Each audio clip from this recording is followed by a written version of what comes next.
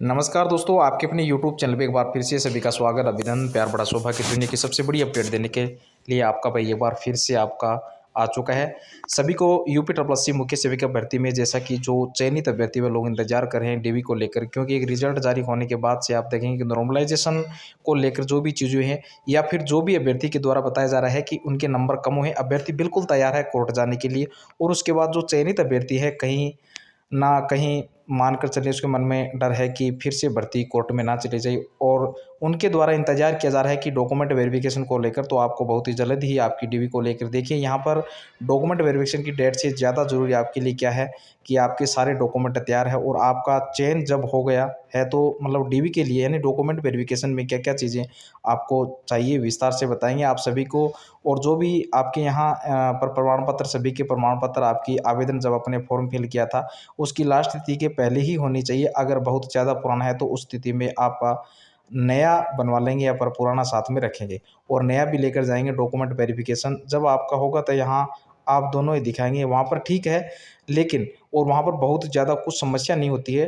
ठीक है, जब आप डॉक्यूमेंट वेरिफिकेशन कराने जाएंगे तो उसमें कोई ऐसा नहीं है कि कुछ क्या हो जाएगा, बस आपका डीवी है, डॉक्यूमेंट वेरिफिकेशन हो, आपके सारे डॉक्यूमेंट देखे जाएंगे। तो आप उस टाइम जो है अगर ज़्यादा पुराना कोई प्रमाण पत्र है तो उसको भी रख लीजिए, और ज़्यादा पुराना है तो उस स्थिति में आपको नया बनवा सकते हैं।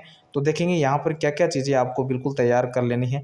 आपको डीवी को लेकर वीडियो में लास्ट तक बने रहिएगा। एक छोटा सा निवेदन आप सभी से, अगर चैनल पर नए हैं तो चैनल को सब्सक्राइब करके वीडियो, अगर आपको वीडियो पसंद आए तो लाइक शेयर भी करें, और आपकी भर्ती से संबंधित जो भी जरूरी और महत्वपूर्ण सूचना होगी आप सभी को उसी की जानकारी समय समय पर इसी चैनल के माध्यम से दे दी जाएगी, और पहले भी दी जाती रही है धीरे धीरे। जब से आपका आवेदन स्टार्ट हुआ था तब से लेकर और जब तक आपकी भर्ती बिल्कुल कंप्लीट नहीं हो जाती है, जब तक ज्वाइनिंग नहीं हो जाती है, तब तक की जो सूचनाएं होगी वो आप सभी को समय समय पर अपडेट किया जाएगा। तो देखेंगे डॉक्यूमेंट वेरिफिकेशन के लिए कौन कौन डॉक्यूमेंटों की जो आवश्यकता है वो चाहिए आपको, और इस तरीके से या आपको मतलब क्या लगाना है कैसे नहीं लगाना है। तो देखिए बायोमेट्रिक स्लिप या आपका अभिलेखन सत्यापन जिस दिन होगा जब आपका डीबी होगा तो उसी दिन यह आपको मिलेगा। क्या बायोमेट्रिक स्लिप यह आपको लगाना है चेक लिस्ट अभिलेख सत्यापन के दिन ही मिलेगा, जब आपका डीबी होगा तो डीबी हो जाएगा तो आपको उसी टाइम बायोमेट्रिक स्लिप मिलेगा। और एक चेकलिस्ट मिलेगा आवेदन पत्र प्रपत्र जो आवेदन प्रपत्र है। तो आप देखेंगे कि अभिलेख सत्यापन से पहले जो है और आपको उसके जो आवेदन प्रपत्र मिलेगा उसको आपको फिल करना है। यह तीन चीज़ आपकी सबसे पहले आपको देख लेना है। बायोमेट्रिक स्लिप जो कि आपका डीबी टाइम मिलेगा, चेकलिस्ट भी आपको जो है अभिलेख सत्यापन के दिन ही मिलेगा। आवेदन प्रपत्र की अगर बात करूँ तो आपको मिलने दिन में अभिलेख सत्यापन से जो पहले मिलेगा, और उसके मानकर चलिए आपको आवेदन प्रपत्र को भरना होगा। और उसके बाद देखिए हाई स्कूल अंक और प्रमाण पत्र, आपका जो अंक पत्र है, जैसे कि पहले कहा था कि आपका जो पत्र प्रमाण पत्र है वो अलग हो जाता है। और फिर बाद में क्या हुआ, एक दिन मैं पहले जो वीडियो अपलोड किया तो उसमें बताया था कि आने लगा, मतलब हाई स्कूल का जो अलग है प्रमाण पत्र उसी बात कर रहा हूँ। ठीक है, अलग अलग ले लीजिएगा, एक ही में है तो आपका एक ही वही रहेगा, उसमें अंक प्रमाण पत्र दोनों ही साथ में रहते हैं। तो ये हो गया। आगे आगे बात करें, देखिए आपका 12 का है वो सेम है, 10 और 12 को दोनों का अंक जो प्रमाण पत्र वो दोनों का सेम रहेगा। उसके बाद ग्रेजुएशन, आपने ग्रेजुएशन जो भी किया है बीए बीएससी जो भी है तो आपने उसको प्रमाण पत्र को लगाना है। उसके बाद मैं बात करूँ आरक्षण की स्थिति में, जैसे आप सभी भी कोई भी हो आरक्षण की श्रेणी के अंतर्गत आते हैं, चाहे वह लंबत आरक्षण की बात हो या फिर क्षैतिज की।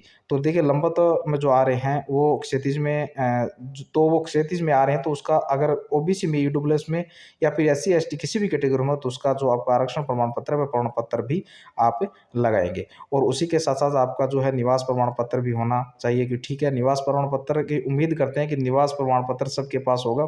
और आपका तो जो निवास प्रमाण पत्र है अपना देखिए जाति प्रमाण पत्र आप लोग बनवाइए ना, वो जो शादीशुदा महिलाएं हैं वो भी और बिना शादीशुदा है वो सब लोग जाति प्रमाण पत्र उनके पिता पक्ष का ही होना चाहिए। जैसे कि महिलाएं बहुत ज़्यादा परेशान हो जाती है कि हमारा नहीं बन पाया है या फिर जो है बन रहा है, तो देखिए उसके लिए आपको आपका संपर्क करिए तहसील में, आपके जो तहसील में आपके बन जाएगा, और संपर्क करिए उससे, बताइए कि इस तरीके से जो है भर्ती में हमारा चयन हुआ है और जाति प्रमाण पत्र होता है पिता पक्ष की ही लगाता है। देखिए पति पक्ष का जो है वह नहीं बनाता है या फिर मान्य नहीं होता है। अगर बनता है तो भी आप बताइए अपनी समस्याओं को लोग बना देंगे। ठीक है? और आपका जाति प्रमाण पत्र जो है पिता पक्ष का ही बनवाना है महिलाओं के लिए। और भी कुछ आप यहाँ पर आप अगर मेरे पास कमेंट कर आप पूछ सकते हो कि किस प्रकार का हमें, जैसे मुख्य सेविका डॉक्यूमेंट वेरिफिकेशन में एप्लीकेशन फॉर्म का कोई काम नहीं है, और जो आपने फॉर्म फिलअप किया था उसी से एप्लीकेशन फॉर्म आपका है, उसका यहाँ पर जो है कोई काम नहीं है, बैंक डिटेल का कोई काम नहीं है, और फादर मदर नेम जो भी other mistake in application form adequate लगेगा। और आपके जैसे ही मम्मी या फिर पापा के नाम में कहीं ना कहीं दिक्कत हो गई है या नाम की स्पेलिंग में कोई दिक्कत है, तो उस स्थिति में आपका जो है जो एफिडेविट है आपका लगेगा, और एक हलफनामा होता है जिसमें कि आपका जो है ये अमान्य हो जाता है। एफिडेविट लगा लेंगे तो फिर उसके बाद यह आपकी गलती जो हो जाती है वह हट जाती है।